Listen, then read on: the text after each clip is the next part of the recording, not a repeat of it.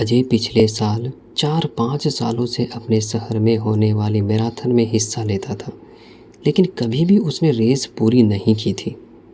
पर इस बार वह बहुत एक्साइटेड था क्योंकि पिछले कई महीनों से वह रोज़ सुबह उठकर दौड़ने की प्रैक्टिस कर रहा था और उसे पूरा भरोसा था कि वह इस साल की मैराथन रेस ज़रूर पूरी कर लेगा। देखते देखते मैराथन का दिन भी आ गया और रेस शुरू हुई। बाकी धावकों की तरह अजय ने भी दौड़ना शुरू किया। वह जोश से भरा हुआ था और बड़े अच्छे ढंग से दौड़ रहा था, लेकिन आधी रेस पूरी करने के बाद अजय बिल्कुल थक गया और उसके जी में आया कि बस अब वहीं बैठ जाऊं। बस ऐसा सोच ही रहा था कि तभी उसने खुद को ललकारा, रुको मत अजय, आगे बढ़ते रहो। अगर तुम दौड़ नहीं सकते तो कम से कम जॉगिंग करते हुए तो आगे बढ़ सकते हो, आगे बढ़ो। और अजय पहले की अपेक्षा धीमी गति से आगे बढ़ने लगा। कुछ किलोमीटर इसी तरह दौड़ने के बाद अजय को लगा कि उसके पैर अब और आगे नहीं बढ़ सकते। वो लड़खड़ाने लगा। अजय के अंदर से विचार आया, अब और नहीं बढ़ सकता। लेकिन एक बार फिर अजय ने खुद को समझाया, रुको मत अजय, अगर तुम जॉग नहीं कर सकते तो क्या कम से कम तुम चल तो सकते हो, चलते रहो। अजय अब जॉग करने की बजाय धीरे धीरे लक्ष्य की ओर बढ़ने लगा। बहुत से धावक अजय से आगे निकल चुके थे और जो पीछे थे वे भी अब आसानी से उसे पार कर रहे थे। अजय उन्हें आगे जाने देने के अलावा कुछ नहीं कर सकता था।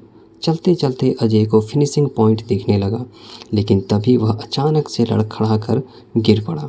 उसके बाएं पैर की नसें खिंच गई थी। अब कुछ भी हो जाए मैं आगे नहीं बढ़ सकता। ज़मीन पर पड़े पड़े अजय के मन में ख्याल आया, आज चाहे जो हो जाए मैं ये रेस पूरी करके रहूँगा। ये मेरी जिद है। माना मैं चल नहीं सकता, लेकिन लड़खड़ाते लड़खड़ाते ही सही इस रेस को पूरा ज़रूर करूँगा। अजय ने साहस दिखाया और एक बार फिर असहनीय पीड़ा सहते हुए आगे बढ़ने लगा और इस बार वह तब तक बढ़ता रहा जब तक उसने फिनिशिंग लाइन पार नहीं कर ली। और लाइन पार करते ही वह ज़मीन पर लेट गया।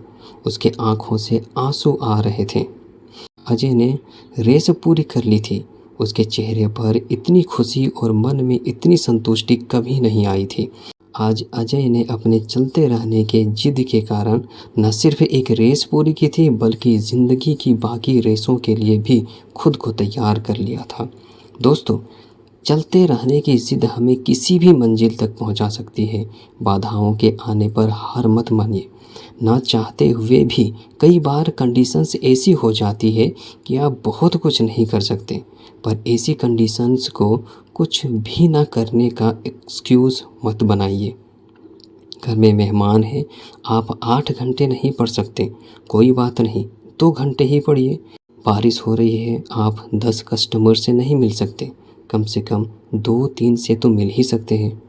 एकदम से रुकिए नहीं, थोड़ा थोड़ा ही सही आगे तो बढ़िए।